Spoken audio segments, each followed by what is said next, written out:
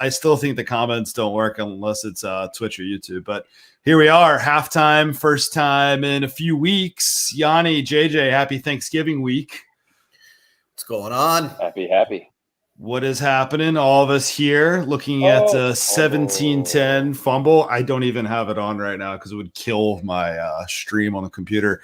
Would kill my bandwidth. 17-10 Tampa Bay at halftime. The score says it's relatively close, but the box score says that there's shenanigans going on and that it's 273 total yards to 96 for the Giants. And that was just lower before they got that little 10-yard play there. Yanni, thoughts on this one? This looks like it should be a Tampa blowout, but maybe we're not going to trend in that direction. This is a tough one. This is kind of what we've seen from Brady in primetime. You hear a lot of that talk about primetime, and it's like, here we are at a one-score game. Tampa is making this look pretty easy, yet they're only up by 7. The Giants have to labor for everything they're getting. There's such a little margin for error. But, I mean, if you're the Giants, you're probably not feeling too bad. You're going into halftime down by a touchdown. You get the ball. I think that's where they want to be, even though they're clearly overmatched. So, I don't know. That's kind of my overall take here. I mean, I think Tampa should win this game by 20 points. I don't know that they will. We've seen this before from Tampa in prime time. So what, they played the Eagles in prime time, the Patriots in prime time, and opening night of the season, even though it's 2 months ago, in the weather, right? And I might be skipping another one. I feel like that there's another prime time that I'm missing. They're clearly like the Giants are clearly outmatched here, but at the same time, it's like, well, that Godwin touchdown came back. What's going to come of that? I mean, they'd be up 24-10, and at that point, I'd be like, should I look at a Giants live line? I think the Giants are going to be able to move the ball a little bit. We've seen them struggle down the field, get some first downs. I'm not saying they look good at all, but I'm just saying that depending what this team total is and what the over is here in the second half, I might look at it.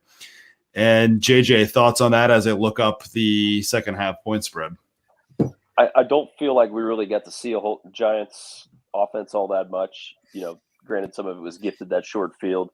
But their drive was fairly solid there to go down, stalled the red zone issues, the woes there continued. So I'm not really sure what to expect, but we know that the Tampa secondary is fairly susceptible to giving up some big plays, and that's it. The Giants have some guys. Galladay, I love that guy. Galladay, Tony, and you have Daniel Dimes, who's been in his short career a road type of quarterback. So. Here we are. That paints the picture of, something to where the Giants can hang in there. But Tampa Bay's at home.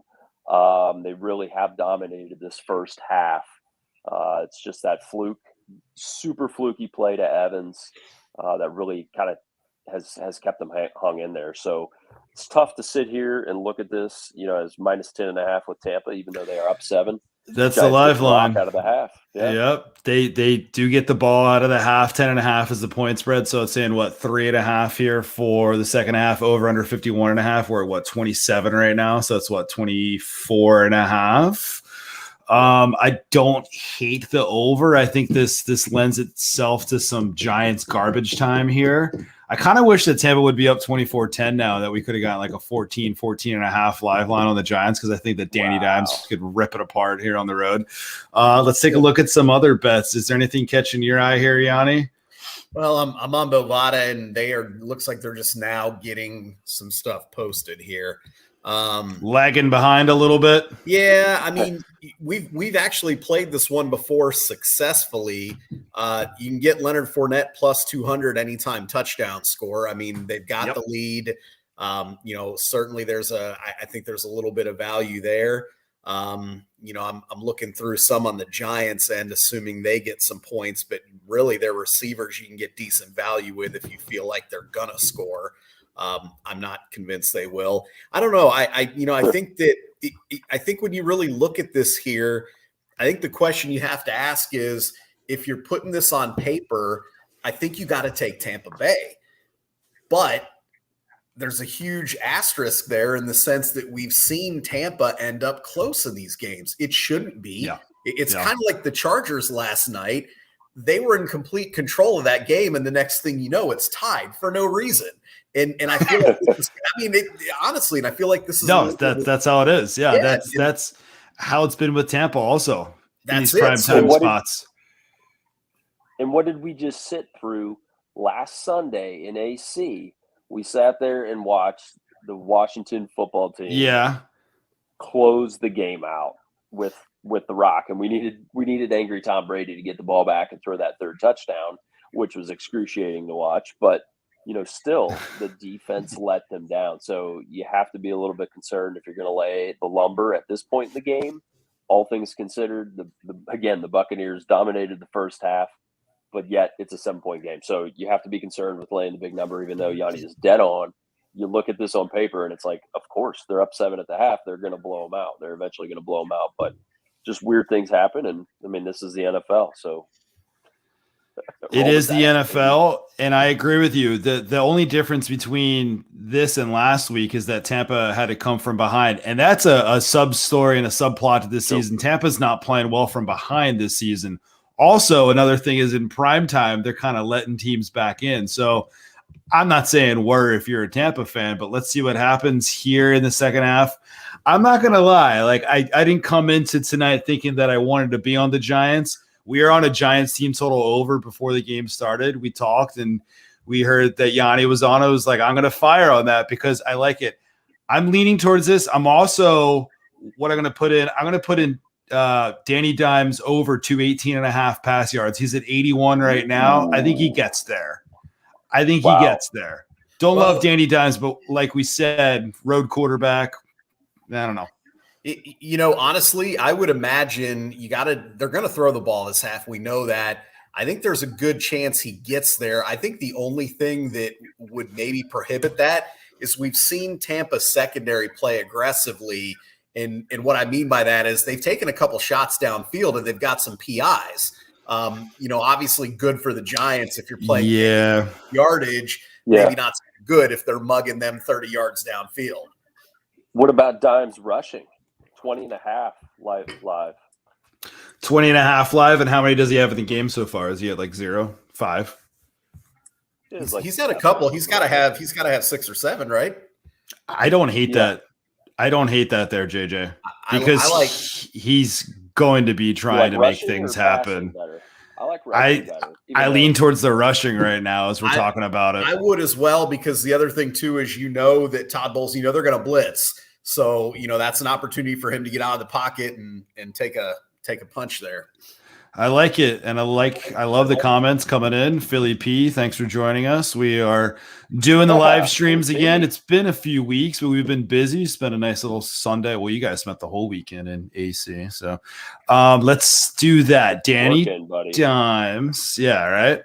Danny Dimes over. You said it's 20.5. Is that DraftKings or FanDuel? That was DraftKings. It just went to 21.5. I just barely got in. Okay. Shop it around. I'm going to post over 20.5 rush yards, and we'll keep talking, and we'll see if there's anything else. I'm going to post 21.5 because 20 is probably not available. Shop it around. Yeah. I mean, there's a ton of books. There's Caesars, which I haven't even used yet. Barely used some BetMGM. Shop that one around. I don't hate Giants plus 10.5 either, but my favorite bet out there right now is that rush yards. I don't hate to what I said a few minutes ago about the Dimes over pass yards, but I think we collectively came towards Danny Dimes over rush. Any other thoughts on this game? Tampa, if they win, they'll be 7-3. What do they be? Still the 2 or 3 seed in the NFC? 2 seed or 3 seed, I want to say, because Packers have the 2. It really doesn't matter because there's 7 games left, and it doesn't really matter. It's way too early. Like they could end up with the 1, they could end up with the 6 seed at this point. Like you really just don't know. Everybody has looked like crap in multiple weeks this season. Yes, already. And it's Thanksgiving, and we still have 8 weeks left of the season, 7 weeks left of the season. It's a long road ahead. Anything that you guys want to talk about, and we'll do our podcast probably maybe a night early this week because of the Thanksgiving holiday, get things out. Anything that really struck you in week 11 here? There was a lot going on and a lot of favored teams, a lot of top teams not getting it done. Titans, Bills, Cowboys, even though that they were dogs. Yanni, any high-level thoughts? Yeah, I think really – obviously this one hits home, but watching the Bills struggle, I think that, not that they lost to Indy. I mean, that's not the end of the world, but the fashion in which they lost. But I think what I took out of that is that Colts team is really good. And we talk about it often that these teams, this league is built on offensive line play. And the teams that are really good are generally really good with their offensive line. And I mean, I think we saw that creep up when you look at the teams that are playing well. They're generally getting good offensive line play. So, I think that's something to keep an eye on down the stretch. We know it's not the sexy position to watch, but it's kind of one of those things where it's like you see these teams that have star weapons and they're not always productive. And then you see these teams that can trot anybody out at running back, anybody out at quarterback, anybody out at receiver and be successful. And I mean, I think that's kind of what we're seeing. And obviously as weather becomes more of a factor, I think that becomes more of a factor. I mean, it's really, it seems crazy because the NFL has been such a passing league, but I think as we head down the stretch here, this is almost like throwback NFL where you're going to see these big physical teams. I hate to say it, but you take a team like the Patriots, I mentioned the Colts there, some of these teams that can line up and just bully you. I think they're going to have an advantage heading into the playoffs. I don't know necessarily that that's going to ultimately win a Super Bowl for someone, but I think we're seeing those are the teams that are going to find their way into the playoffs. Whether in a one-game scenario they can beat a team like Dallas, like Kansas City, whoever who can light up the scoreboard, that's to be seen. Well, it seems like that's the case right now. Yeah. So go ahead, JJ. If that's the point, what's the chances that Cleveland can pull things together? I mean, is it really heavily dependent on the health and or the effectiveness of just some sort of game management or pull a play out of his ass type of skills for Baker? We were talking about a big physical line, a big physical running game, a different axis that they play on. So let's just add one caveat to that. I mean, obviously I mentioned bullying on the offensive line, but it's kind of on the defensive line too as well. And I go back to that Colts performance from last week. It was pure domination in the trenches.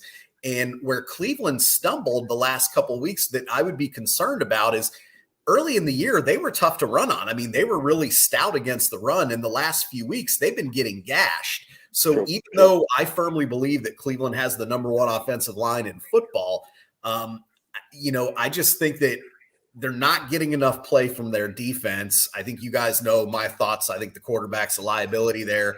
And ultimately, their receivers, I mentioned, yes, you can get by with mediocrity, but they don't have a lot at the skill position there. They've got some nice tight ends they can work with. But I mean, for me, if they aren't running the ball, they're not winning.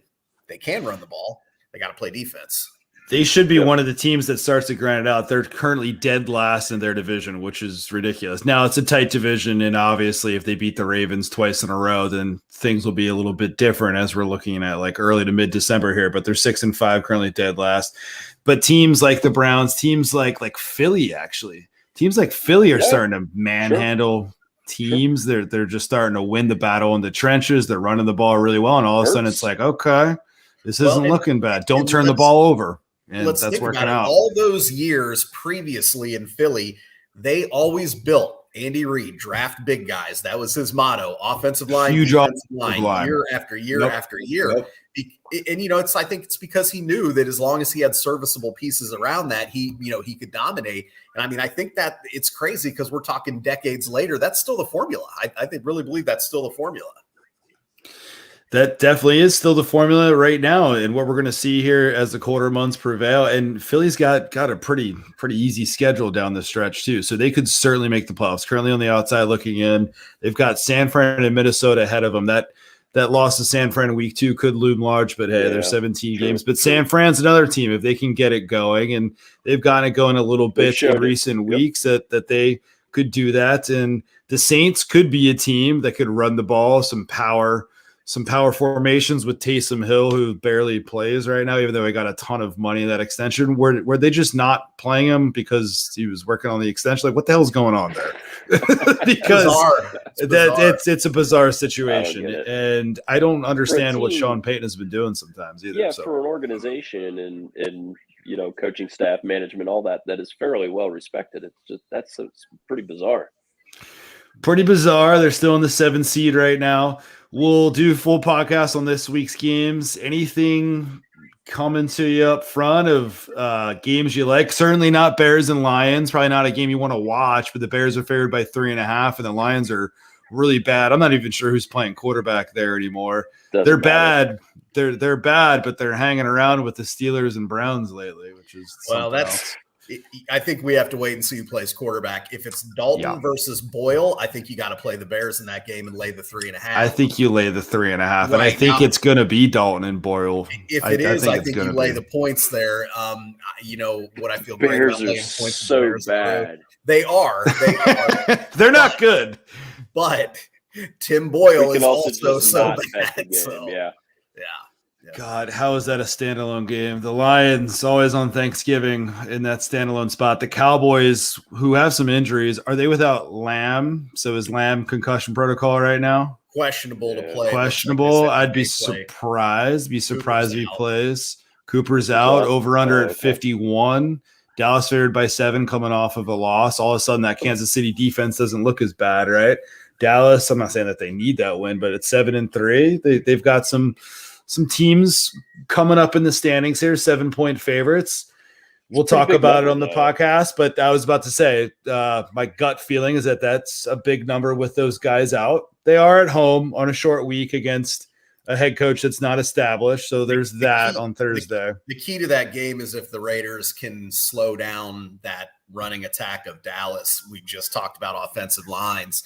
The Raiders have been getting gashed against the run. If Tyron Smith is back, I don't know if he will be, but they have the ability to potentially just impose their will on them. And, you could see 100-yard day from Zeke. I don't think he's topped 65 yards the last few weeks, but you could see 100-yard day from him. Tony Pollard, we know, runs well. So it could even be almost, I don't want to say a non-factor, not having Cooper and Lamb in there. But at the end of the day, it may not even factor into the game plan if the Cowboys are doing what they probably should in that game, which is just pound the rock. That is a very good point. It wouldn't shock me if the Raiders, who at one point were the Raiders 3-1, 4-1, like they had a solid record. It wouldn't shock me if they ended the season 5-12. Just so much going on with, the head coach no longer there, Gruden, and then you got a whole bunch of stuff off the field. So, well, I not to sound like a broken record, but not physical up front with their offensive line, interior of their defensive line can't stop anybody. And again, that's a formula that doesn't bode well. Not for the longevity of the season. Nope. And our guy Arroyo in the chat there, he was making the point yesterday that, back when Oakland, or when they were played in Oakland, they had the black hole. They had the home field advantage. Now they're in Vegas. Everybody's team fans want to come to Vegas and watch their team play there. So they've got a significant amount of home field advantage. And that's got to be a big part of it. I mean, there's all the other stuff and going on and losing key guys off your roster. Well, and Arroyo's spot on, though. They do need to run the football effectively, because if they can, I think that puts them in a really good spot offensively. And I do think that also protects a little bit of that defense. He's right. They rush the passer well. Crosby is an absolute animal. Getting pressure in the pass game. The challenge, like, for example, with the Bengals, is the Bengals just kind of wore them down. And we're not even talking about a great running game or great offensive line with Cincinnati, but they were able to kind of run them down and almost make guys like Max Crosby a non-factor. But Sure. I think at the end of the day, though, I think 7's too much in that game. Could Dallas win by 30? Absolutely. It's possible. But I think overall, if you're asking me today, who do you take in that game? I think you take the touchdown in that game, and you figure that the Raiders are going to find a way in a national game to keep that thing close. I'm certainly in the same boat. Two things, actually. One, I think Arroyo needs me to fade the Raiders again so the Raiders start covering spreads and winning. That needs to happen.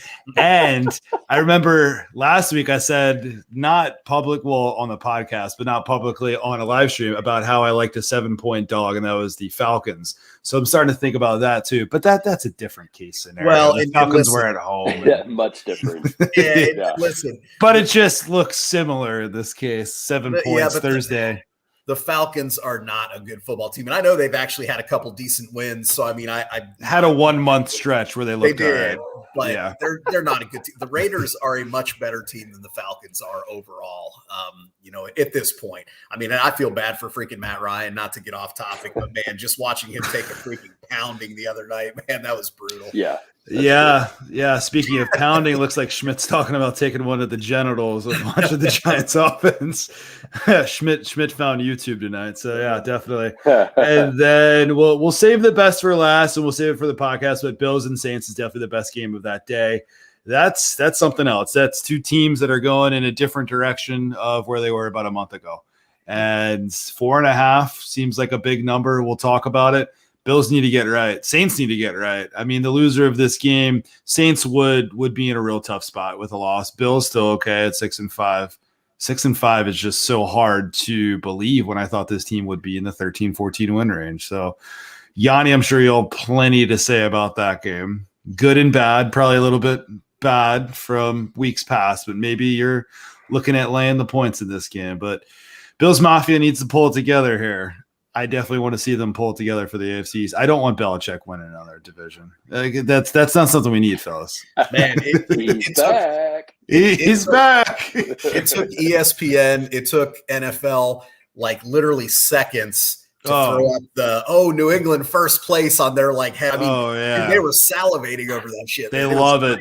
Super Bowl favorites according to them. Like, well, crazy. Let's see. There's plenty of thoughts I have on that, but I don't necessarily think it's going to continue. But there's a lot of arguments to be made. It is a rookie quarterback, but maybe they are that grind it down team in the trenches, like Philly that we were talking about, and like a couple other teams that maybe this is going to play out well for them. And they not sneak into the playoffs. Hell, they could win that division, pull off a playoff win, and then go from there. So. Second half here, let's try not to take too much limestone slabs to the nuts watching the Giants, but we do have Giants team total over in the game. I have 19, 18.5 was out there for Yanni. I have 19, and we've got Danny Dimes over rush yards. Yeah. Fire Monday Night Football bet to start off our holiday week here. Hey, well, look, I mean, Yanni got us on the Fournette receiving over, which I did forget to mention that. Yeah. But and Godwin's in play. He would have had it if they wouldn't have called that back. Oh, hell yeah. And he's still very live. He's so live, and he's very accessible. He's getting open. He'll get I shouldn't say he'll get there for us. I feel like he'll be able to get there for us. Knock on wood, I feel pretty good about it for anybody that hasn't checked out Yanni's articles in general this season or this week. His player props have been, I'm not going to jinx it, but they've been pretty damn good recently. So player prop. Got off to a horrid start, but fortunately the last few weeks we've heated up. Pulling it together. Yep. Long season. It's all about going to Atlantic City and getting right. Just had to get your mind right. I think that was the slump buster. That's the slump buster right there. Good old AC. Yanni, JJ, let's get this Danny Dime over rush yards and see how Tampa looks in the second half of prime time. So we'll talk to you real soon. We'll get this podcast going here. Run, Danny, run. We'll